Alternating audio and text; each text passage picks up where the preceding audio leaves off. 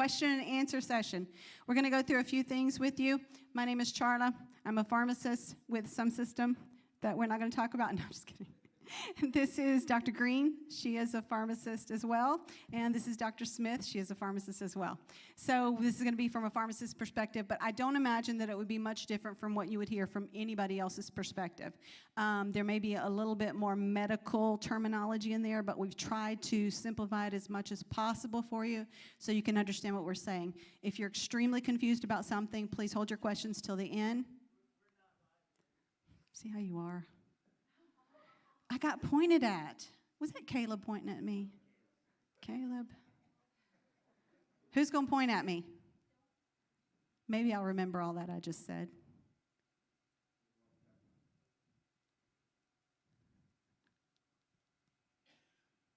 All right.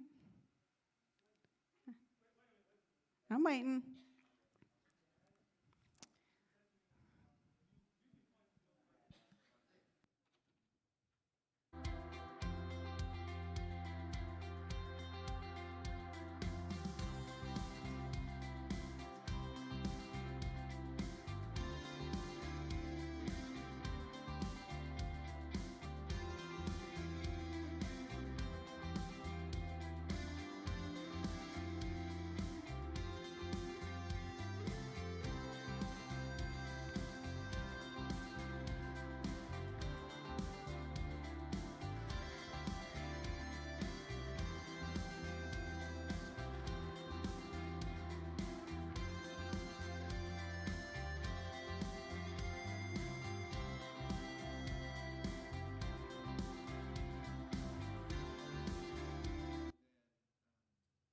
Good afternoon. Thank you for joining us for our COVID-19 vaccination question and answer session.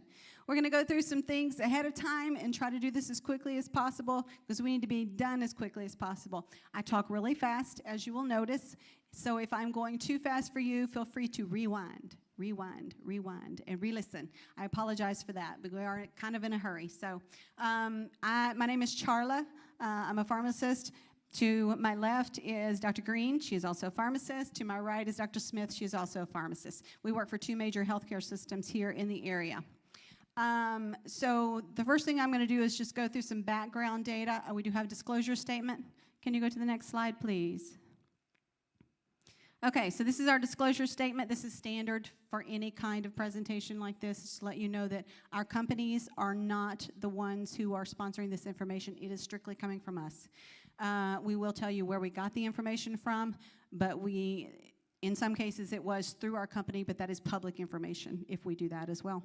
So the views expressed here are not from any commercial entities. So none of Pfizer, the companies that are Moderna, are not, these companies are not paying us anything. That's basically all that's saying. So North Carolina, you can go to the next slide. North Carolina COVID demographics and information. So they're not going to be able to show all of the slides online. I think they're going to try to zoom in on them as much as they can, but these are not formatted for online. So they'll just have to zoom in on it and come back. So North Carolina statistics as of February. These are actually as of Friday. These all come from the North Carolina Department of Health and Human Services, okay? So if you go to their website, ncdhhs.gov, you can find out all of this information. They have everything in a dashboard there for you, so I'm not telling you anything unique. As of right now in the state of North Carolina, there are 1,780 people hospitalized. There have been 10,820 deaths so far, only in North Carolina. There have been 836,650 cases so far, only in North Carolina. Cabarrus County has had 204 deaths. Mecklenburg County, 833 deaths. Stanley County, 105 deaths. Union County, 189 deaths. This is not good statistics. So I'm trying to give you a background here. Of the people who have been diagnosed with COVID, 137,682 of them were Black or African American. 415,463 were white.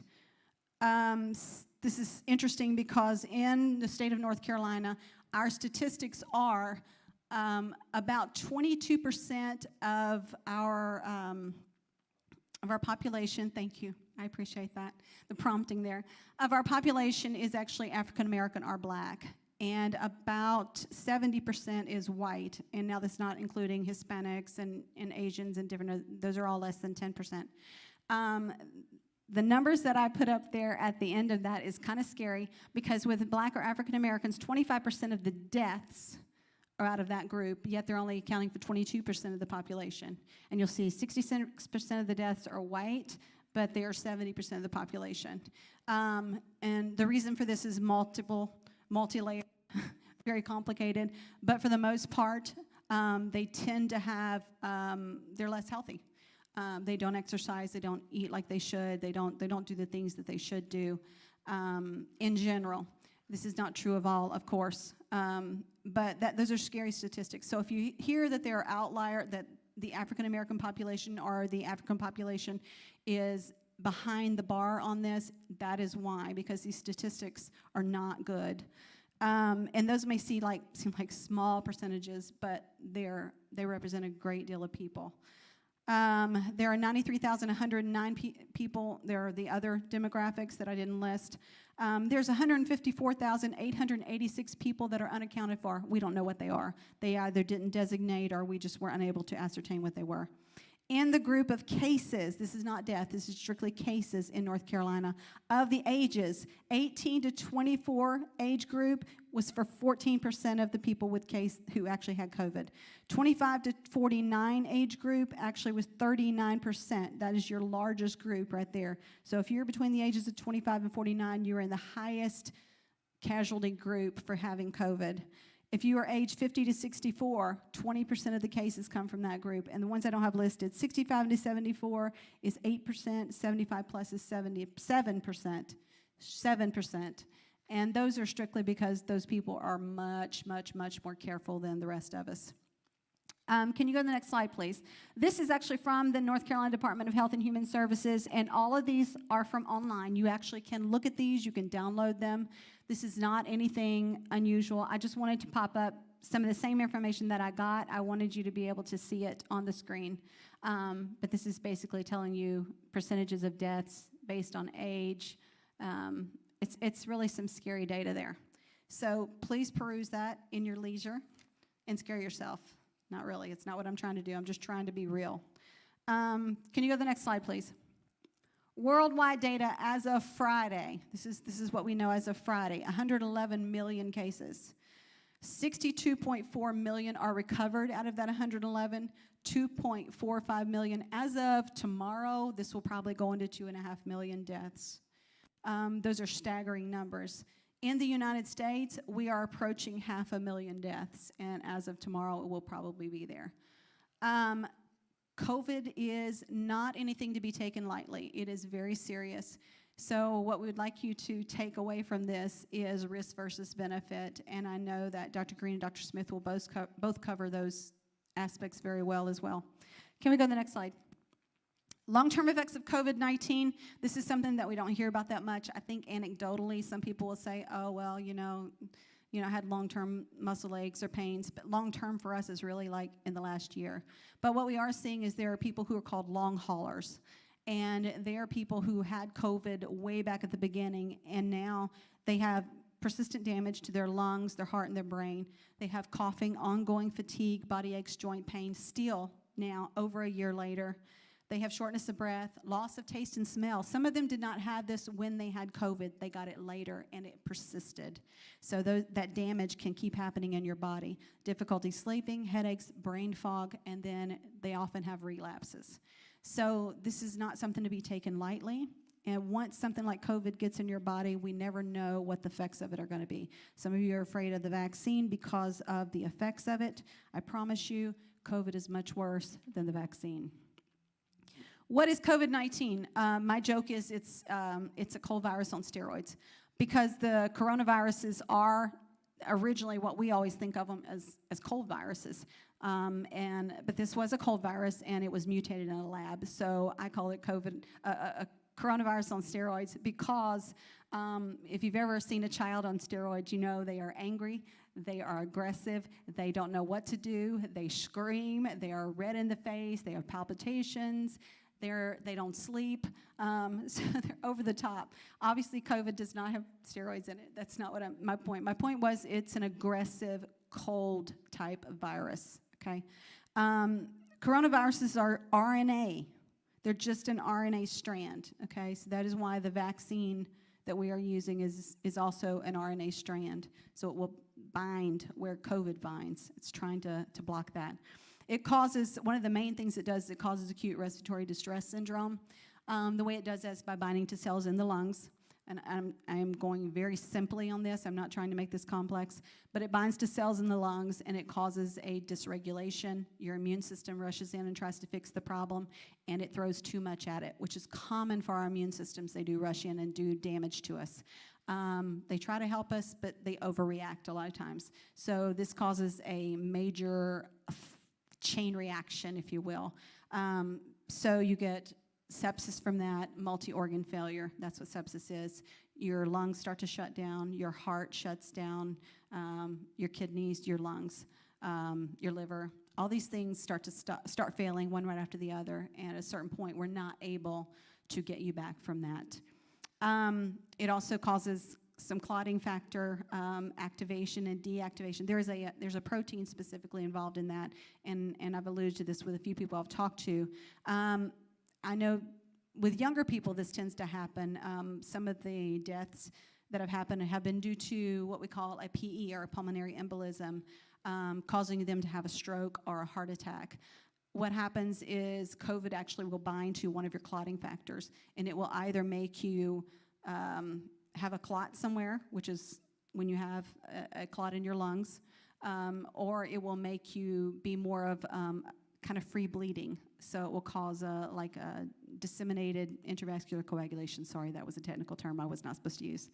It will make you bleed, and we cannot get that stopped. So that is part of it. So we do, the vaccine is designed specifically to try and combat that as well as the lung thing. So they're not just random vaccines that we put out. They're meant to target specific things. So I'm going to turn it over to Dr. Green at this point. She's going to go through the vaccines, what they are, all their side effects.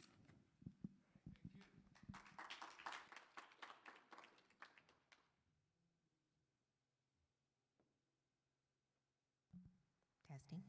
Hello. Okay. All right, so the two vaccines that are currently out and available for use for the public is the Pfizer vaccine and the Moderna vaccine.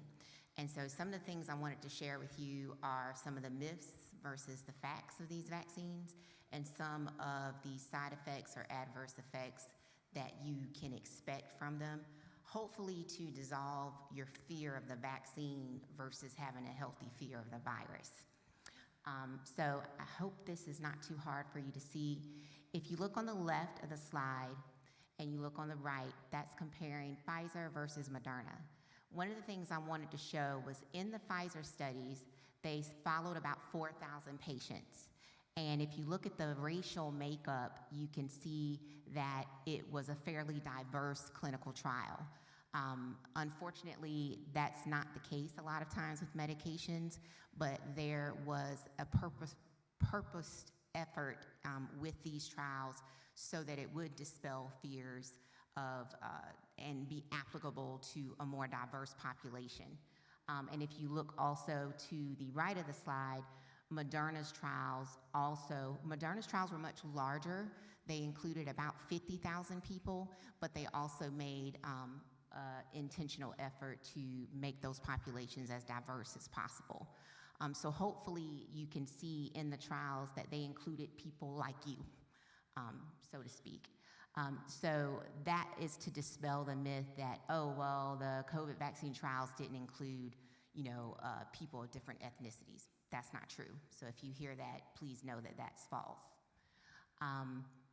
At the bottom, there's early reports where some people were concerned that the vaccine could cause Bell's palsy, and I'm not sure if y'all are familiar with that. It's a neurological condition where like half of your face kind of droops as if you've had a stroke. During the study, there were several cases of Bell's palsy in patients that got the vaccine, but the rate wasn't higher than people that got placebo. So sometimes when a vaccine is new, there's this heightened alarmist reaction to any reports of anything. But honestly, if you saw and read the clinical trials of Tylenol right now, you probably wouldn't take one. So try not to let that alarmist and paranoid take over when you're trying to weigh the risk versus the benefit of these vaccines for you. Next slide, please. Okay, so the COVID-19 vaccine, it's not safe. It was made too quickly. I don't trust that. No. Well, let me tell you what I told my mama. I gave her the analogy of, Mama, I need you to get to Charlotte from Durham.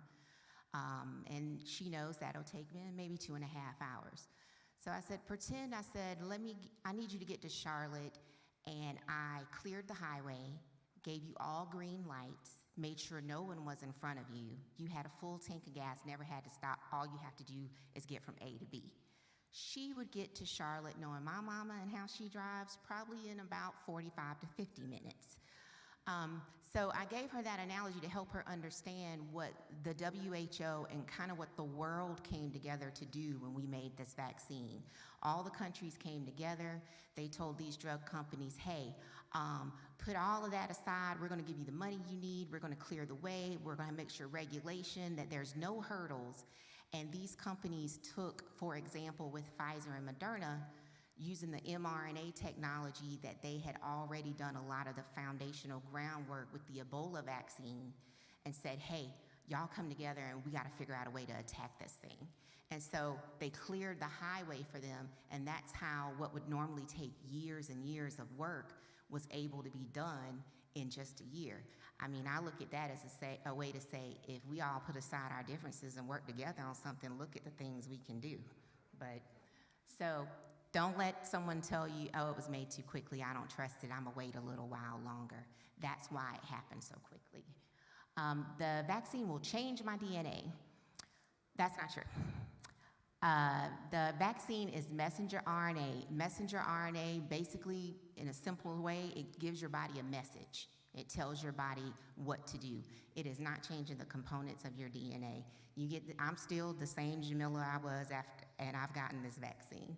You know, I'm still my normal level of crazy. The vaccine will give you COVID-19. That's also not true. There is no live virus in this vaccine. Again, it's just messenger RNA giving your body a signal, a message to develop the spike protein to help your body fight this fight this virus. The vaccine will fully protect me from COVID-19. That's not exactly true. The vaccine may keep you from getting sick, but it doesn't mean that you may not still carry the virus.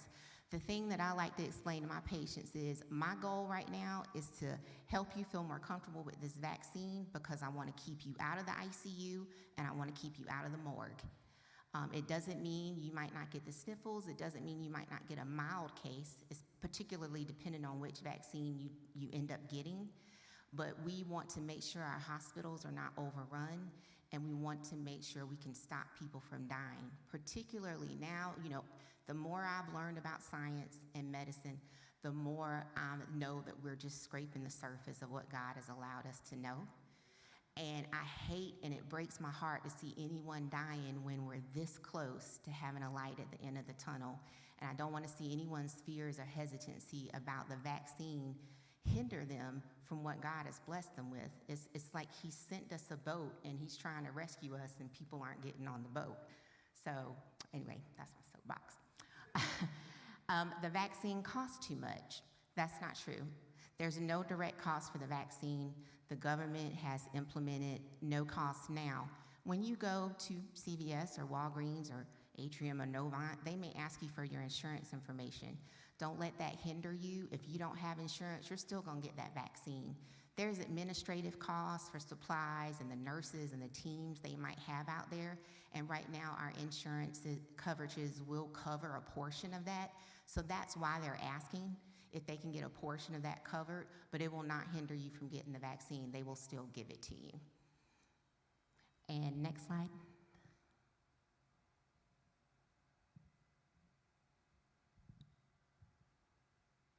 Okay, those are Tammy's. So I wasn't able to fit my nice little slide with the side effects. I couldn't get it the right size correctly. But let me just quickly go over some of what you should expect. The standard side effects are typically headache, fatigue, a little muscle pain, and definitely some soreness at the site of injection. Now, with Moderna and Pfizer, there's more expectation of these side effects with the second dose than the first dose. Both Moderna and Pfizer are 2-dose vaccines. One is spaced about 3 weeks apart, the other is spaced about 4 weeks apart. Now, as you know with science, it's a moving target. So CDC has made some exceptions.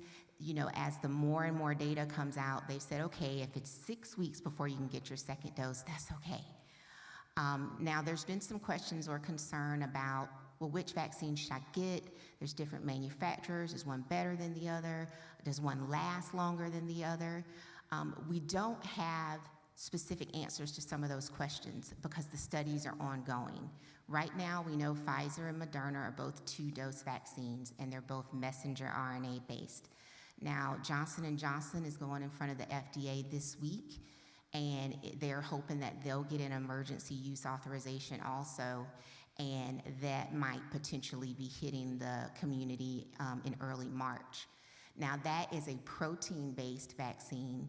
It's a different mechanism, but the end result is still helping your body build up the adjustments in your immune system so that you can resist the vaccine and that you can stay out of the hospital and out of the morgue. So right now, we've got our community health system with the health departments. We have our 2 major health systems, Novant and Atrium. And then the federal government is also going to start releasing a supply to some independents, Walgreens, CVS. My recommendation to anyone that's listening is go where you're able to find an appointment. Don't well, they've got Johnson & Johnson and I'd rather have Pfizer. Don't let that deter you, because the bottom line is they're all gonna help make sure that you don't get that uber severe, ventilator required, ICU care required COVID reaction. I have been sharing with as many people as I can, I don't wanna say fear, because God hasn't given us a spirit of fear, but have a healthy respect for this vaccine and be more afraid of this more afraid of this virus than you are the vaccine. I would definitely, if you're eligible, try and get this vaccine as soon as you can, and don't let rumors and myths deter you. Dr. Smith.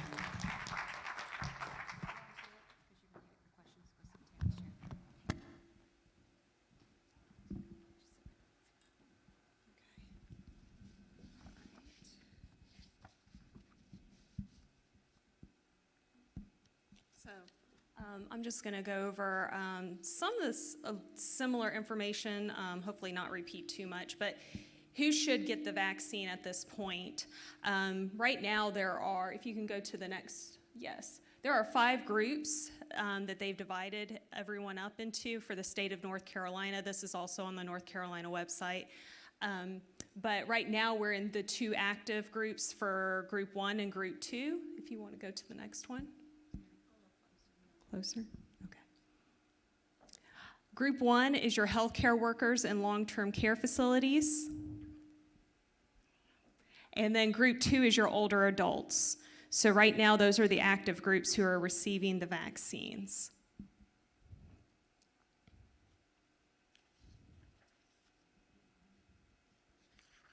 Go ahead and go to the next one.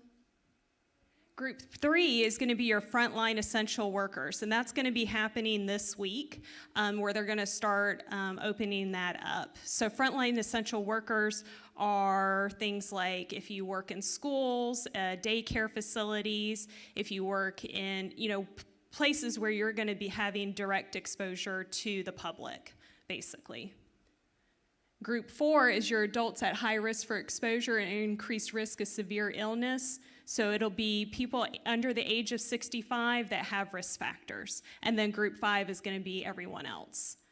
The other thing that I want to mention as far as group 3, just before I go to that, is that this week, what I was saying is they're going to roll that out. I think it's February 24th is going to be your, for people that work in the schools. So that'll be this week. And then March 10th, that's when they'll roll out other essential workers as well. So some of this I have in here is myths and facts. Go ahead and go to the next one. That she mentioned the one about the vaccine change in DNA. That was a concern for many. The side effects of the vaccine are worse than getting COVID-19.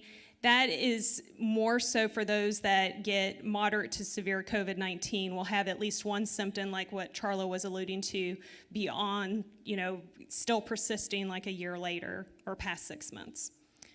Another question that we get is, do the vaccines inject fetal tissue? There is no fetal tissue in the vaccine. Will COVID-19 cause autism? No. They are both preservative-free vaccines, and so they does not contain thiomerisol, which is what they think is linked to autism. Next slide.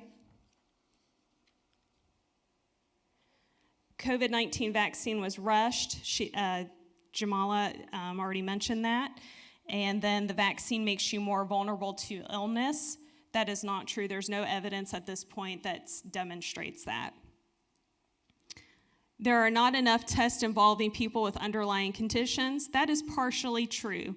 Patients with diabetes, hypertension, cardiovascular disease were included in the trials, but patients with immune deficiency were generally excluded from the clinical trials. But the CDC recommends that these individuals may still receive the vaccine if there is not a contraindication. And one thing that I just want to mention about that is that if you do have an immune deficiency, I would discuss your concerns with your provider. Go to the next slide. COVID-19 vaccine should not be given to pregnant or nursing women. That is false. Pregnant and nursing women were excluded from the clinical study, but the Centers of Disease Control and Prevention, as well as the American College of Obstetrics and Gynecology, are recommended that the vaccine be offered. But again, because like even with the immune deficiency, that might be something you want to discuss with your provider in more detail. The COVID-19 vaccine will cause sterility. That is false. There has been no change in birth rates during the pandemic, and women who had COVID-19 have become pregnant and delivered healthy babies.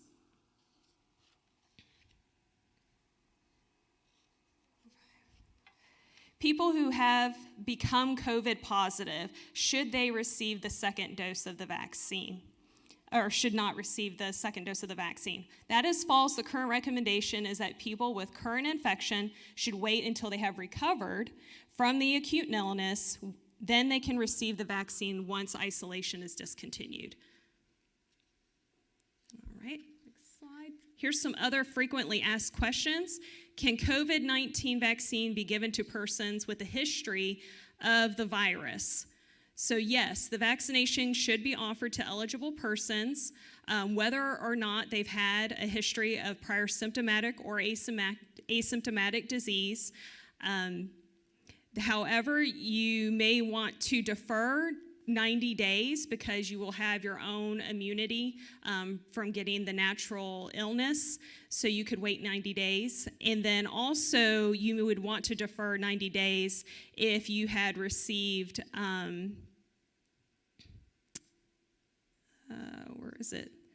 the plasma therapy, yes, or convalescent plasma. Thank you. One thing that we had already mentioned is about the cost. There's no cost, so they're free to everyone, regardless of if you have insurance.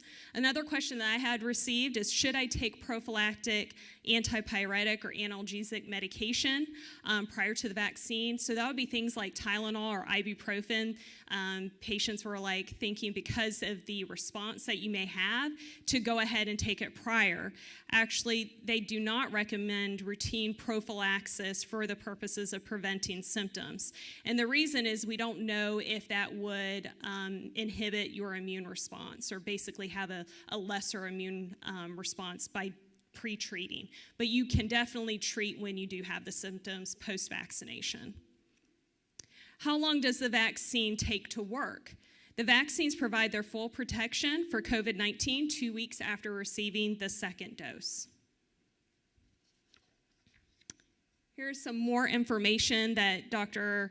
Elms and our other pharmacists had recommended as far as different resources, but these are some really helpful websites that you can use. One about the finding your vaccine group to find out whether you're in group 1 through 5. Also about finding your spot, like where you can go to get vaccinated.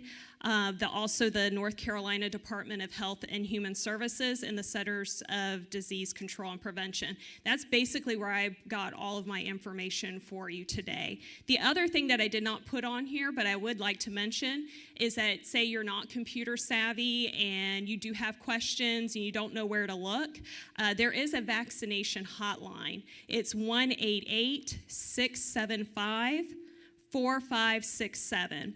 And they are open weekdays from 7 a.m. to 7 p.m., as well as weekends from 8 to 4 p.m. And at this time, we would like to take questions.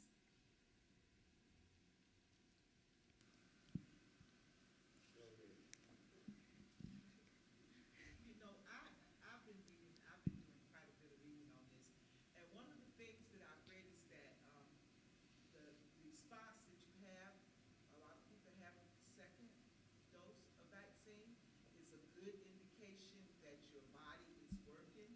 Mm-hmm. What about if you don't have any response to the second vaccine? Does that mean that your body isn't having as good a response to the vaccine? So that is a good concern. So the question was that people may have, there's varying responses from people, may have a very profound response and have side effects from the second vaccine, whereas some others may not.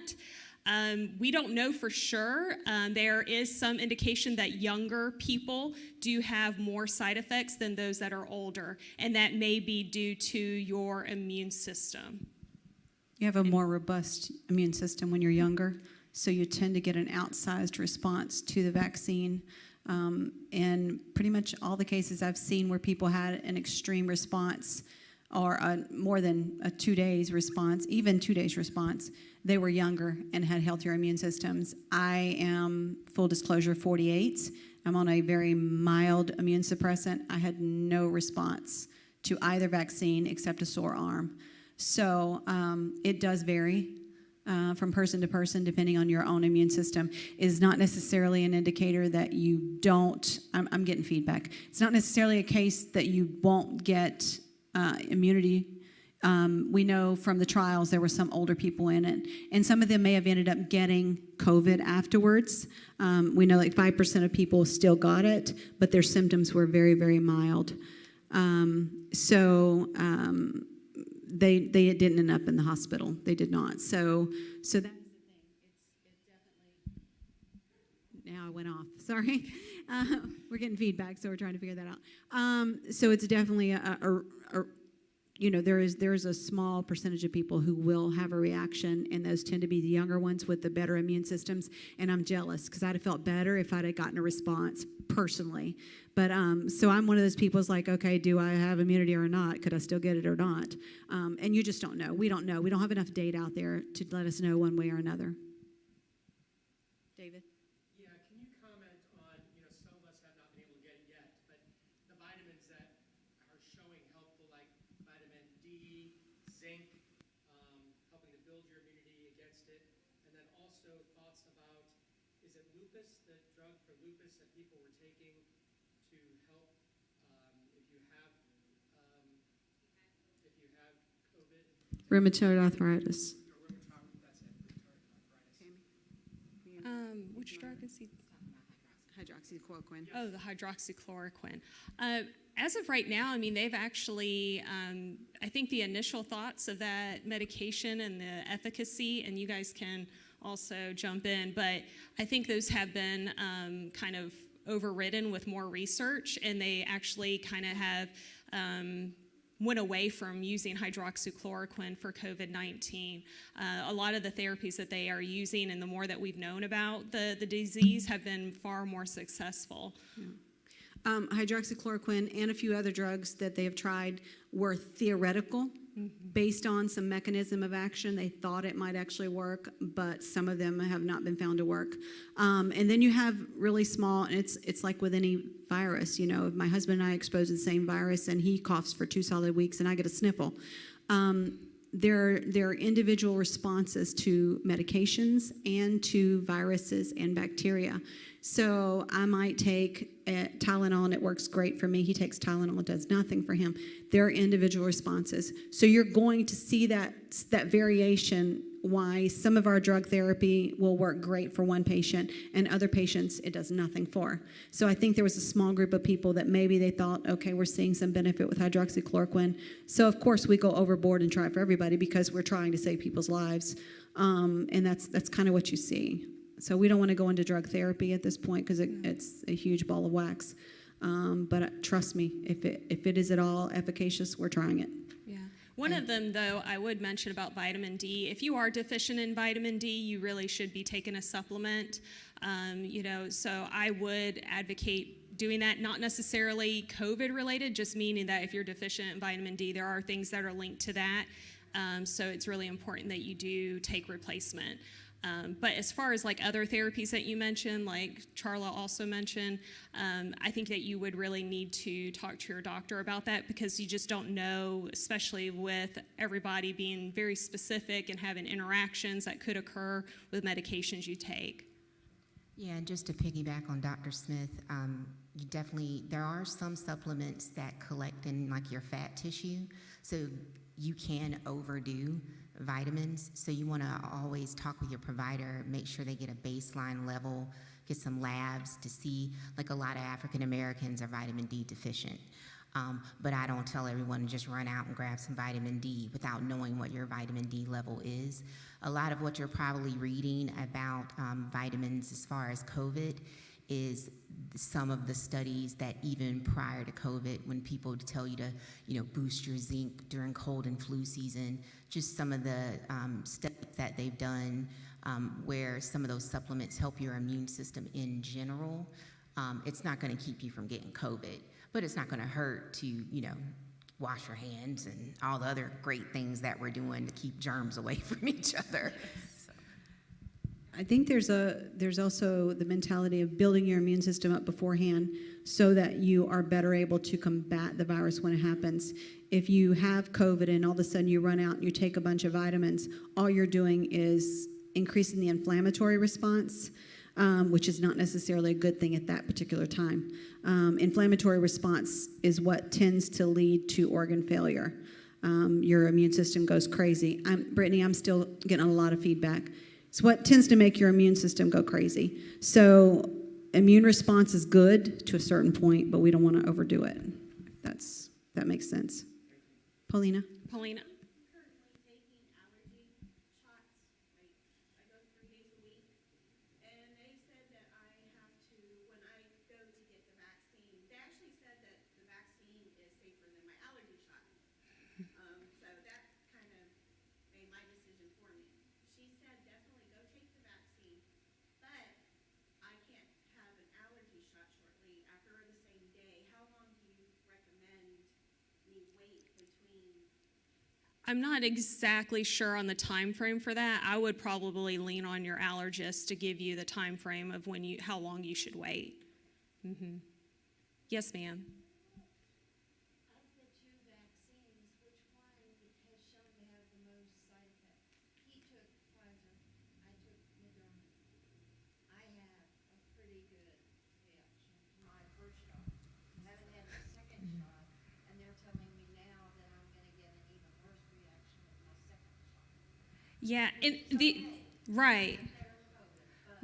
Right, so which shot is worse, Moderna or Pfizer, as far as having a reaction? I think there have been some kind of, wondering about that. I mean, both of them are 95% effective, and again, your response is going to be based upon your immune system too, so that's going to vary from individual. And we know that the second shot that you're going to have a more profound response than after the first one. So I think we don't want to, like, I think we talked about, we don't want people like trying to seek out one over the other. We want people to get vaccinated. So I wouldn't let that deter you on getting the vaccine. Well, that's what we did. Before, I mean, I couldn't get in with no bot until the end of March. So he got me in the late June. Mm-hmm. So, I mean, but he's done. I haven't been able to speak with him. So you guys can look forward to it. But it's also a sign of a good immune response. Yes. Oh, one question from online.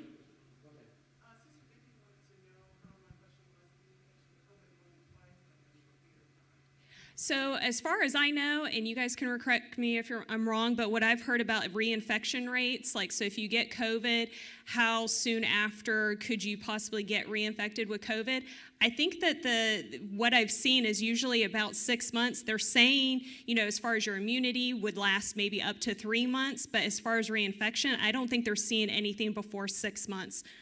Charla? I don't know that they're seeing anything before 6 months, but I do know that we are seeing reinfection rates. So I know that we're seeing them. The reinfection rates tend to be higher in the group that had more mild disease the first time. So if you had a mild episode, a mild time with COVID the first time, you may get a more severe infection the second time. So that's basically kind of what I've heard. Yeah, I would co-sign on that.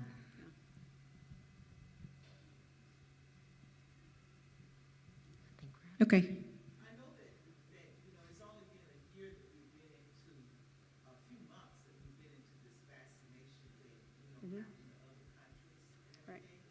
So I know they probably don't know how long that vaccine is going to last, or whether or not we're gonna have to take one every year, or whether we're gonna have to get a booster every 2 years. Is there any thoughts on that yet, or is it still just too early? I think it's still too early to Yeah. tell from what I understand. This year will probably be very telling and will give us the information that we need going forward.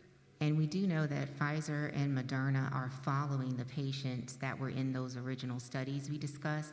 They're following them long-term to try and ascertain, how long of immune response is it holding up next to the different variants, next to the different strains and mutations that are coming out. So it's something that's definitely being actively studied. So we're going to try to wrap this up now because our Spanish service will be starting soon. But if you have any more questions, feel free to grab one of us, maybe out in the foyer. And then you can always shoot us questions. Y'all know me. You can shoot me questions. And if I don't know the answer, I'll try to find out the answer for you. But anyway, hope you guys have a good afternoon. Yes, sir. Is this streaming? Is there any questions that people can ask through the church or through something on the internet if they have afterwards? Yes, someone just asked a question online. Yes. After this, can they ask online? You can. Alana actually goes through those and keeps a watch on the stuff that's online. So if you go on our church Facebook page, if there's any video, if you have a vaccination question and you post it, she will see it. Any video that's a current video, preferably not one that's like a year old. Any video that we're currently doing, like a live type thing, you can just say I have a COVID vaccination question, and somebody will get with you. Cool? All right. Thank you all.